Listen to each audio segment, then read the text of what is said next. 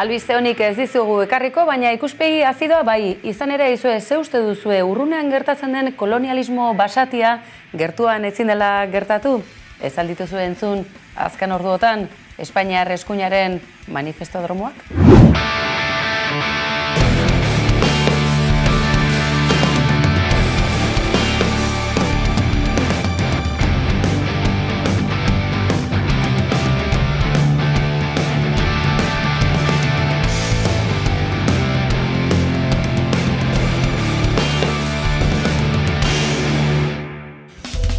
José Ignacio Fernández Guaza huye de España hace 46 años, además de reconocer el asesinato de Arturo Ruz, nos ha confesado que participó en la guerra sucia contra ETA en el País Vasco y en el sur de Francia.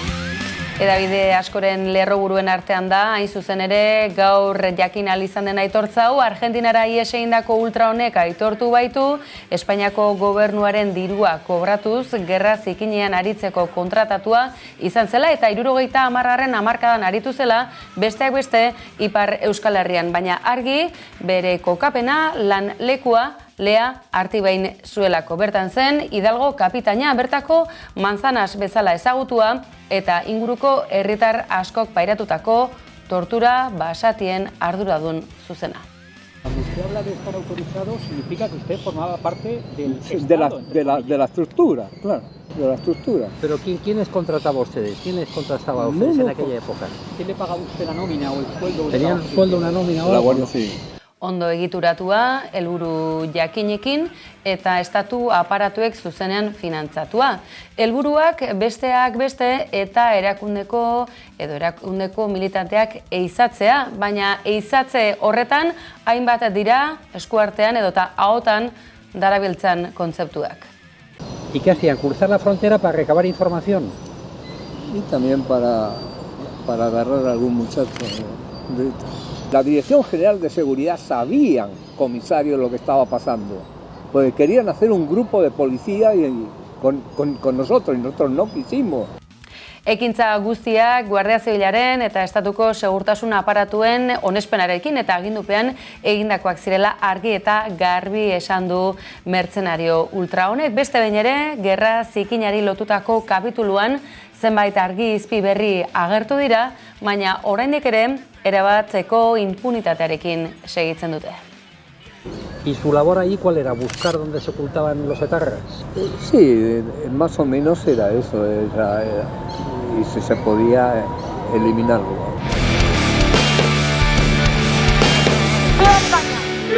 Duzue oso animatuta gatozkizuela, esan dizuegu atarikoan albiste honekin ez gentozela, baina ikuspuntu azidoarekin bai, izan ere, aizue, gerrazikina batean zein bestean, Gazako mendeko operazio hori gerrazikintzat hartzen baduzue, edota bertan, aurrera daramaten politika erabat esan dezagun sionista, baina kolonialista dela aintzat hartuta, eta aurrean duten hori gizagabetasunez hartzea objektu gisa eta zanpatzeko inolako arazorik ez dira mundu zabalean eta baita etxean ere baditugu adibide garbiak, eta izue gaurko gaua bereziki beroa izan da, eta argi ze Iruña astitzere horri buruz aritzeko geurean dugu, izan ere, sare sozialetan ere gauza bero-bero dugu. Ez dugu ahaztuko eta pista bat emana izan dizuegu lehen atariko korte horretan, ze agertzen da, revuelta eta puntu batekin ez dugu hemen propaganda egiteko asmorik, honezkero fasismoak beste tentakulo bat erakutsi du, baina Iruñe, azteko eta ben, Gabon, prest zaude, gaur gaueko gertakari hori errepaso azkar bat egiteko? Gabon, bai, beti prest, eta horrelako...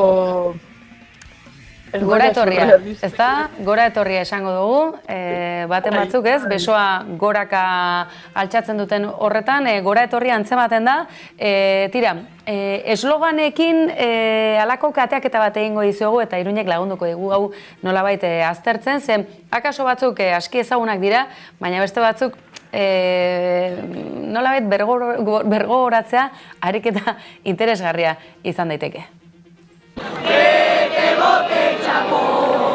Hau ezagutzen genuen, Iruñe, baina segidan sartuko dugun honekin alderaketa eskatuko dizugu, Iruñe.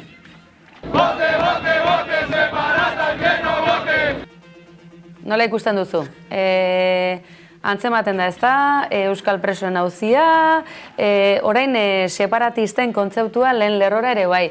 Honek denboraren makinan jartzen gaitu, mende bat ere ez da pasa, altxamendu frankistatik, akaso bigarren altxamenduaren atarian egon gaitezke, espero dugu ezetz, baina aizue, argi ez bidatu ero hauekin. Espero dezagun ez, baina egia da uda honetan Espainiar estatuan egon ziren hauteskunde orokor horietan asko zegoela jokoan, ez? Eta tartean eskuin muturra gobernuan sartzea PPren eskutik. Baina, eta bueno, orain ikustea baino ez daigu geratzen gertatzen ari dena, ez? Nola,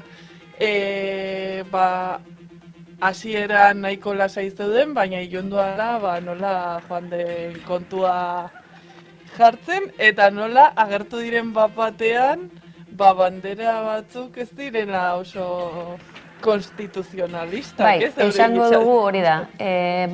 Piztia daramaten Espainiar piperpoto horiek, beste garai batzuetan gehiago erabilitako hitza berreskuratuta, baina guazen analizi honetan urrats bat aurrera eramatera. Argi aski ikusten da, baten bat haserre bizian dagoela, hauteskundeak nolabait galdutzat jota.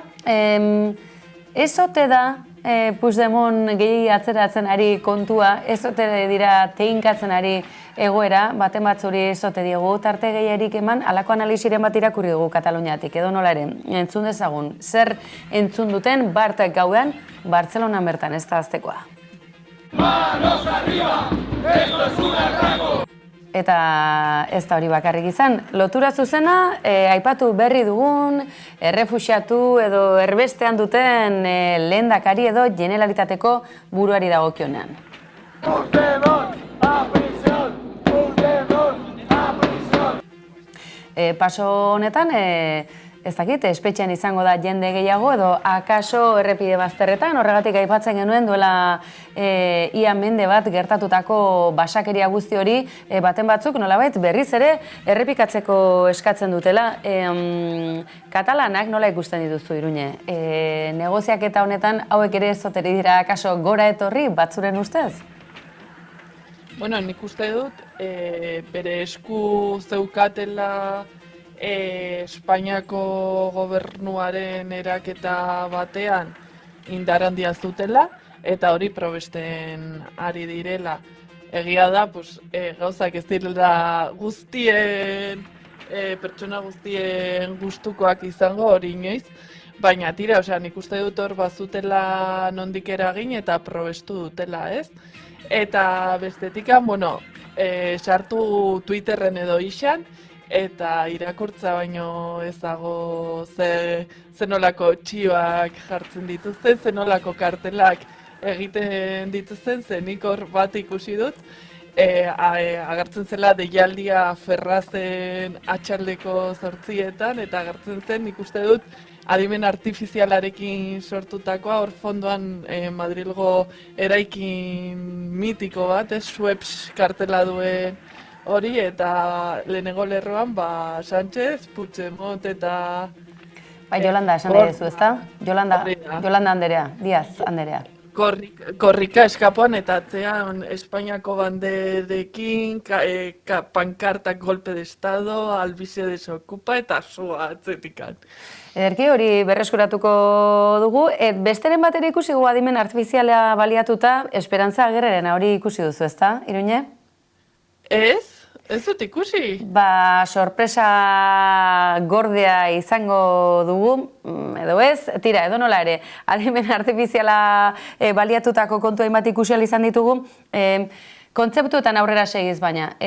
Goazen berriz atzera Bartzelona aldera, hau benetan interesgarria iruditu zaidalako. Viva Cristo Rey! Viva! Hau akaso etzenen hain ez ezaguna, baina honekin lotzen badugu?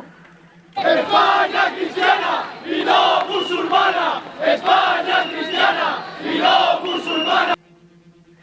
Horre, nafarrek asko orako eman dezakezue, nola izan daitekeen, ez, komunitate berean, hainbat ohitura, tradizio ezberdin, guztiak gero Sanferminetara joateko, uste dut horrekin baliatzen duzula, ez, guztiak bat egiteko.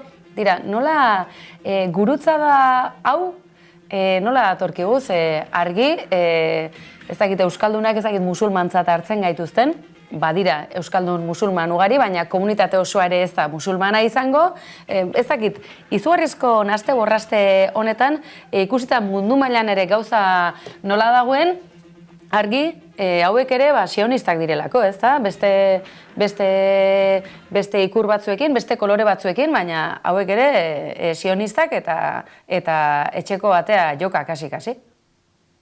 Hori da, hor izan barko gara azkarrak, probesten katalanek irekitako bideo hori, eta ikusi noraino heldu aldiogun guk ate ireki horri, ez?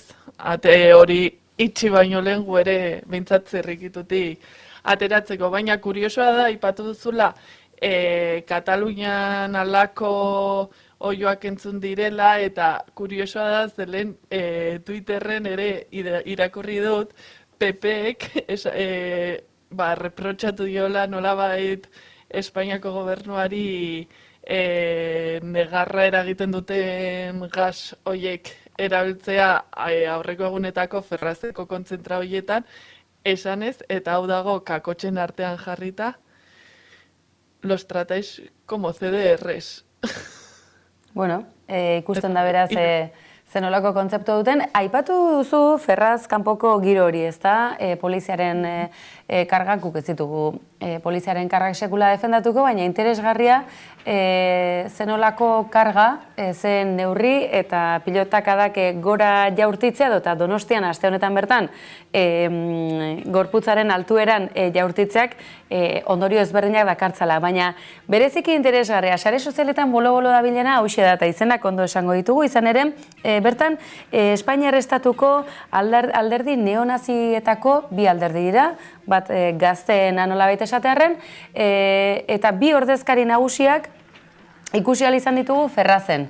Non eta kargaren ondorenean zaurituta egotearen itxura ematen behintzat, baina zer esan handia eman dute sare sozialetan, asko dira, besteak beste esanez, hemen dituzuen Pedro Chaparro eta Pablo Luchini. Eta nortzokote dira hauek, besteak beste demokrazia nazionaleko eta demokrazia nazional gazteko bi buruzagiak adin parekotxua dute, ikusiko duzu bezalaxe, eta badirudi gerrate baten erdian daudela.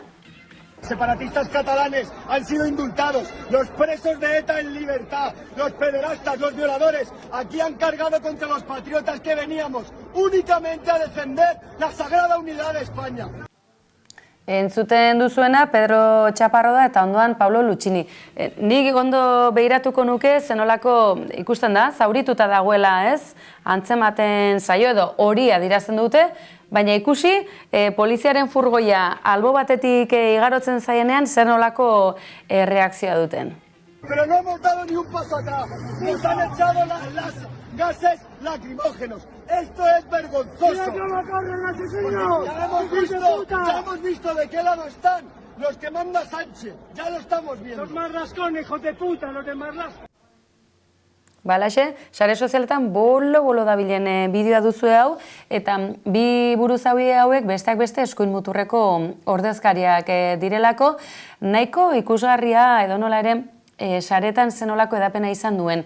Eta Iruñe, honen froga dugu, lankideok jartzen bai digute geure pantailan ikusgarri, revuelta.delako mugimenduak deitutako mobilizazioak dira hauek, nahiz eta Esperantza Agirre ere ikusi dugun, ezta? Bertan, badiru nolabateko plataforma hau, eta hau gainera, urriaren 31ean sortutako Twitter kontu baten irudia duzue. Badirudi, badagoela nolabaiteko ambizio bat, estatuaren ez dakit kontrola berreskuratzeko, eta horretarako badirudi hauek edozertarako prest daudela, politikarien espetxeratzea eskatzen dutelako besteak beste, boska bidez agintean dauden edota agintean segituko duten ordezkariak Sánchezen kasuan, ez dakite, Iruñan ere uste dut izan duzuela saltxarik, edo behintzat alako esperientziarik baduzue, eskuin muturra kalean konzentratuta, ez dakit, zen nola ikusten duzu Iruñe? Bai, beno, esan duzun bezala eta duela urte batzutako Nafarroako turismo kanpainak ziren bezala, Navarra Tierra Diversidad, eta hemen badugu denentzako bazka. Eta, horren aurrean, eta ere pixkat berriz, Twitterrera sartu eginez, gustatuko litzaidake, Mikel Ramos erabiltzaileak utzi duen gomendio bat irakurtzea. Dela, ferrazen kontzentratuta egon diren guztioi, gasoien aurka nola egin. Eta esaten du, oso zabalduta dagoela, eta oso ona dela loktite pote bana botatzea begietan. Eta horrekin ja konpontuta dagoela. Eta beraz, animatzen zituen bertara joan direnak hori egitera, badakizue todo por España. Ukaezina da, sare sozialetan saltxarik ez dela falta, eta sare sozialen bidez jokatu asmo duela eskuin muturrak partida hau behintzat, ez dakigu, emaitza zein izango ote den, baina gauza teinkatzen segitu ezkero, helburua behintzat desestabilizazioa bai izango dela, eta Sánchezi gauzak zailtzea zalantzari gabe. Tira, zoritxarrez, honek askorako emango digu Iruñe, kontu ezberdinak aipatu nahi genituen gaur, eta besteak beste, kasu honetan, ustez, represioa behintzat pairatzen ari direla dioten hauek, mehatxuka, aritu dira kaleetan, indarkeriazko mezuak mai gainean dituztela, besteak beste independentistak diren guztiak espetxean nahi dituztela, Espainiaren batasuna ulertzen dutela, Madrildi gobernatuta eta Ayuso boterean. Adibidez berdinak zoritxarrez, eta egunotan sare sozialetan aipatu duguna besteak beste Aed Tamimi izan da. Palestinako erresistentziaren edo eskubide zibilen defentsan referentzia izan dena azken urteetan, eta pentsa ez du beste munduko horik egin, ala bai. Israeldarrak diren soldadu kolonoak ikusten duzue, gatillo erreizta duten kolono horiek, edo norriltzeko aukera dutenak inolako zigorrik jaso gabe, guzti horiei aurre egin dien emakumea izan da, haurtzarotik eta ezaguna izan da horregatik Aed Tamimi.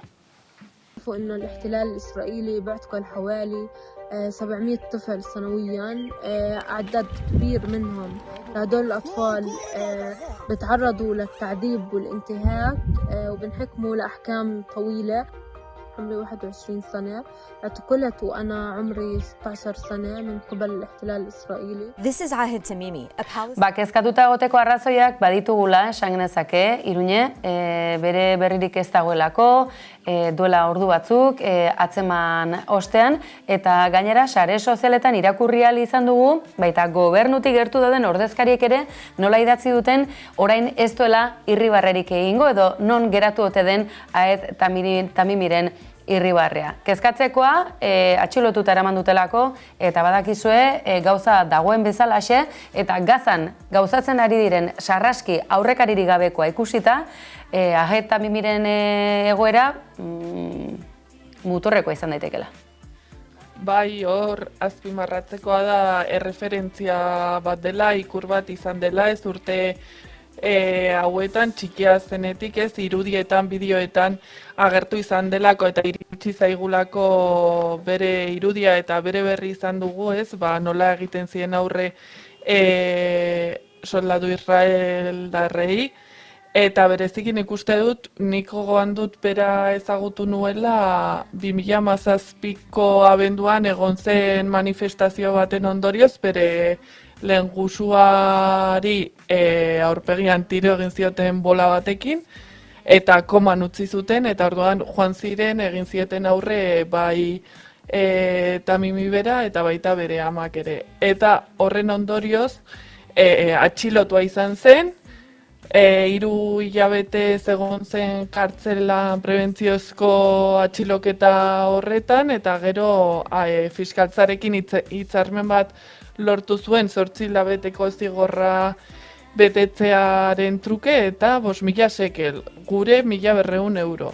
Karo, ordutik orain pasatu dira 5 urte eta oraingo egoera latzagoa da. Baina garrantzitsua da ere azpimarratzea, orain arte egon diren ofentsiba guztiak edo gehienak izan dira Gazan eta Gazan zentratuta, baina Ahez Tamimi Cisjordania inguruan bizi da, eta beraz bereiziko garrantzia du, hasi direlako eremu hauetan ere palestinarren kontra gogor jotzen.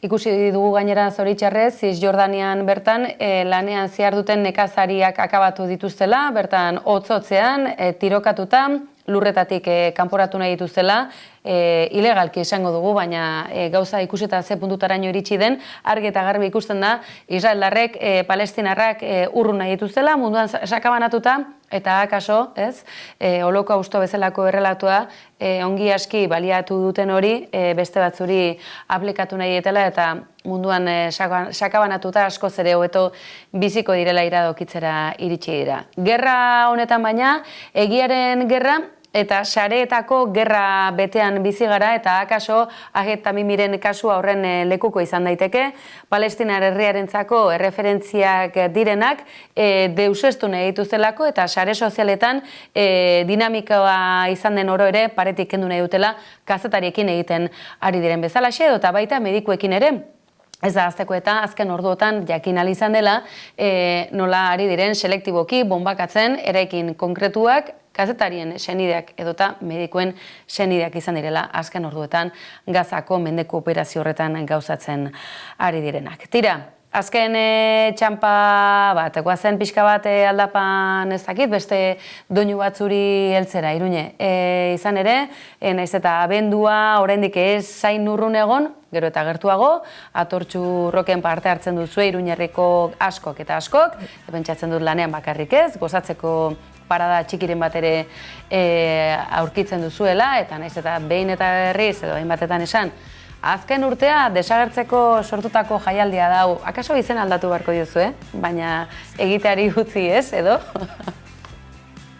Bueno, lehenengo helburua da izatea egiteari uzteko aitzakia izatea.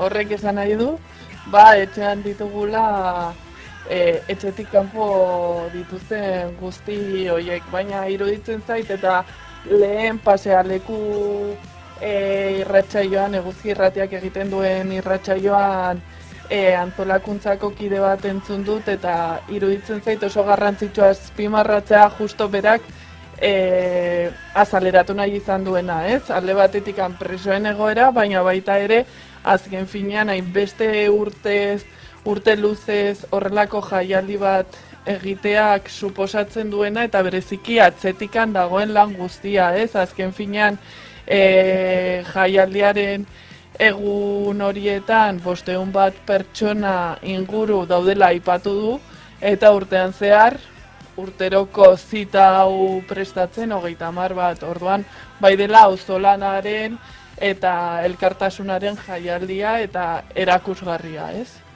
Alaxe, Iruñe, gaurkoak onaino egin du. Iruñe, gabon pasa, eta atorren astean hemen naiz ditugu. Eskerrik asko. Berdin, gabon, aio.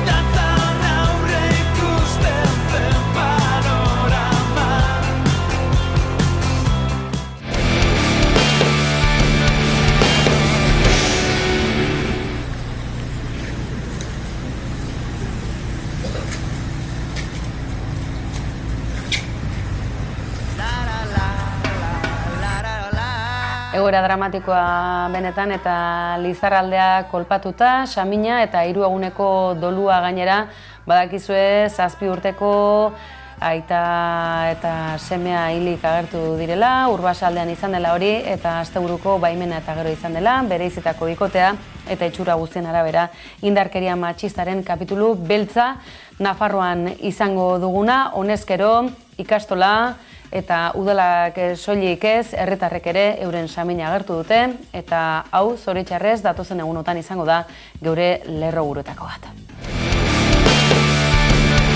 Eta igande honetan, Behobia Donostia, badakizue Bidasoako ertzetik, Donostiako bulebarreraino, milaka lagunek kilometro ugari egingo dituztela, gaintxurizketa garaitu beharko dutela, eta gaintxurizketan nor egoten da, pirata ezagun bat, Donostialdeko jebien artean erreferentena, Jaime Altzugarai, aizue, ez dakit egiatarra, geure auzokoa delako besteak beste, Behobia Donostiak hautatu du, kamiseta ere, berari eskaini diote, eta aurten pirata zale datoz, milaka euskaldun, katalanak ere beste mordoska bat, Espainialdetik beste batzuk badatoz, eta mundu zabaleko beste txoko batzutatik ere bai, Behobia Donostia, herritarra badakizue, gogorra, eta igande honetan milaka izango dira baita ere errepide bazterrean, eta bertan lasterrean, espero dugu, ezinean baina disfrutatzen ari diren korrikalari guzti horiek babesteko eta animatzeko prest izango direnak. Banderatik kanpo ikusten nuenean, jartzen zitzaidan de pelos de punta, nahi negar malkoak irtetzen zian. Da esaten nuen, jo, niko hau esperientzia honi bizi behar dut.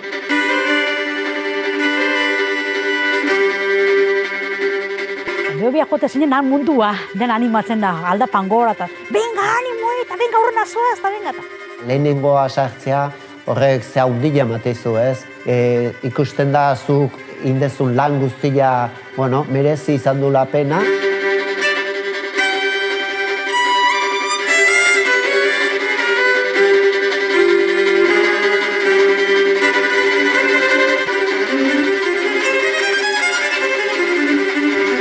Gaizkizu azten momentuan zure izena entzutea, hori, zure txeko bat balitz bezala, venga. Zure indarra itzen dago handik haunditu. Jota zaude eta enbeste jendek bultzatzeak laguntzen dizu plus hori ematen,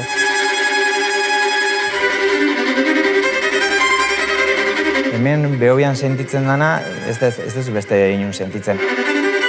Ikutu zina da, opa dizkiot urte pila, 1000 urte,